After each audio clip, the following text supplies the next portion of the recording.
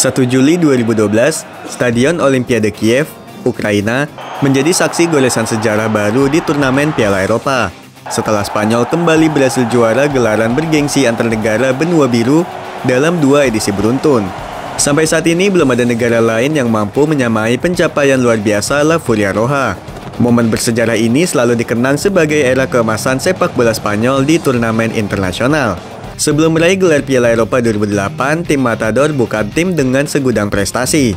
Bahkan puasa gelar di turnamen mayor sejak menjadi juara di Piala Eropa 1964. Pasca gagal masuk fase grup Piala Eropa 2004, Federasi Sepak Bola Spanyol menunjuk Luis Aragonés untuk mengisi kursi pelatih La Furia Roja. Kedatangan ex-pelatih Atletico Madrid itu justru tak disambut dengan baik oleh publik Spanyol yang meragukan kualitasnya sebagai pelatih jempolan. Namun federasi menilai jika salah satu alasan Spanyol tak berprestasi di kancah internasional adalah perseteruan abadi dan gengsi antara pemain Barcelona dan Real Madrid yang dibawa hingga ke tim nasional.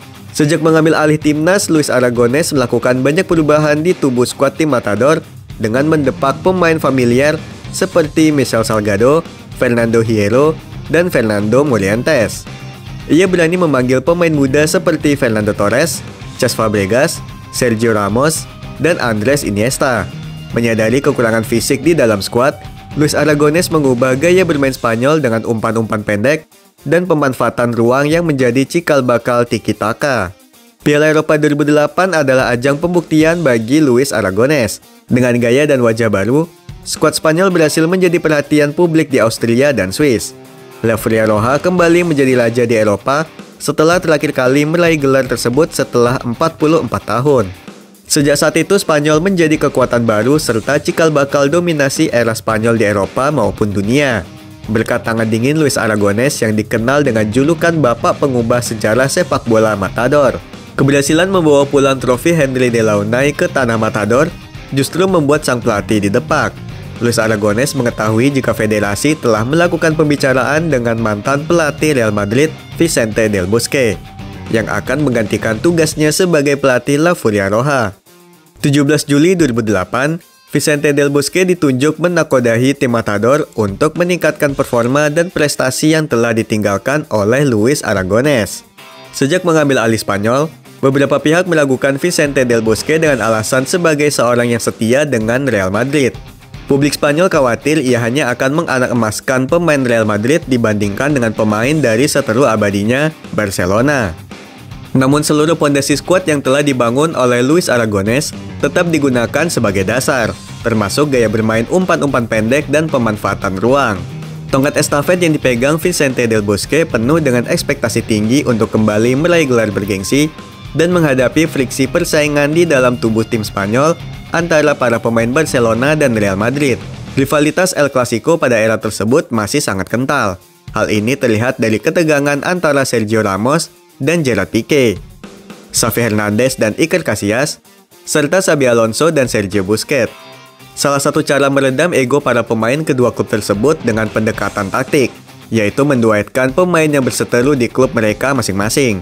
Pendekatan tersebut menjadi formula untuk meredam ego setiap pemain. Bahkan sang pelatih berani menduetkan Sergio Ramos dengan Piqué di sektor bek tengah, Xabi Alonso dan Sergio Busquets di lini tengah, serta Jordi Alba dan Alvaro Arbeloa sebagai fullback. Selain itu, Vicente Del Bosque juga cenderung menggunakan striker murni seperti Fernando Torres dengan konsep false nine. Hal ini berdasarkan filosofi yang telah diterapkan Barcelona di era Pep Guardiola. Pola false nine yang diterapkan oleh Vicente Del Bosque di timnas Spanyol melibatkan Cesc Fabregas sebagai striker palsu. Penggunaan striker false nine tersebut diterapkan oleh Vicente Del Bosque di ajang Piala Eropa 2012, termasuk laga pembuka melawan Italia di babak grup. Hasilnya permainan Spanyol jauh lebih fleksibel dengan kebebasan pergerakan antar pemain. Skema tersebut terbukti efektif ketika Spanyol menghadapi Prancis dan Portugal di babak gugur. Hal yang sama juga terjadi saat menghadapi Italia di final, di mana Glazuri kalah telak 4 gol tanpa balas.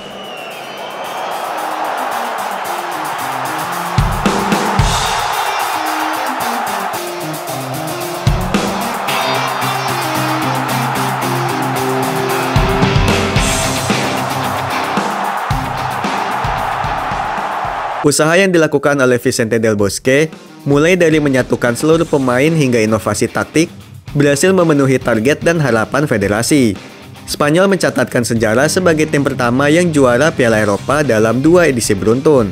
Pasca kesuksesan tersebut, Luis Aragonés mengkritik Vicente Del Bosque jika pencapaian Spanyol hanyalah sesuatu yang biasa dengan dalih tonggak kesuksesan La Furia Roja dimulai sejak ia menangani tim Matador. Kendati demikian, Vicente Del Bosque memilih untuk tak merespon kritik tersebut secara terbuka demi situasi tim tetap kondusif pasca mencatatkan sejarah heroik. Bahkan, Vicente Del Bosque mengakui jika keberhasilan Spanyol bukan miliknya sendiri atau Luis Aragonés semata, namun berkat kontribusi serta andil rakyat Spanyol.